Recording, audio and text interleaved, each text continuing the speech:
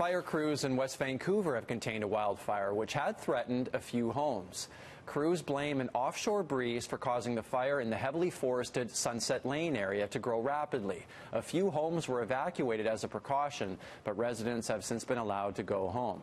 What sparked the fire initially is still unknown. Meantime, as wildfires burn across the province, some people are defying evacuation orders, preferring to band together to save their properties. Tom Walsh has more. This is what it's come down to. The people of Norley are tired of waiting for the fire crews. We've banded together and we're going to put out the hot spots here to protect our property.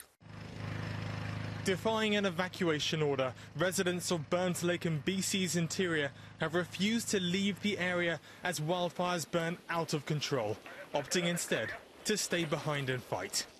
Farmers and everybody are bringing whatever equipment they can to fight. They all band together and fight for what they've, for their land, because the resources are spread so thin. And, we just feel that we've all fought fires. We all can run equipment, that's the way everybody is out here.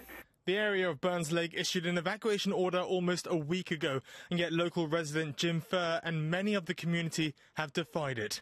And while they've made some progress against the fires, a change in the weather could put their lives at risk. If it comes in, on a strong face, with a big wind behind it, we're all going to run. We're all going to take off. We're not on a suicide mission. Currently, there are over 500 wildfires burning across the province, and the effects are being seen here on the west coast, all the way to Alberta, and even across the border.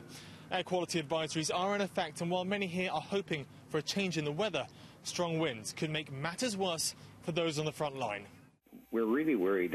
We have a north flank. It's kind of like a northwest flank at the head of the lake.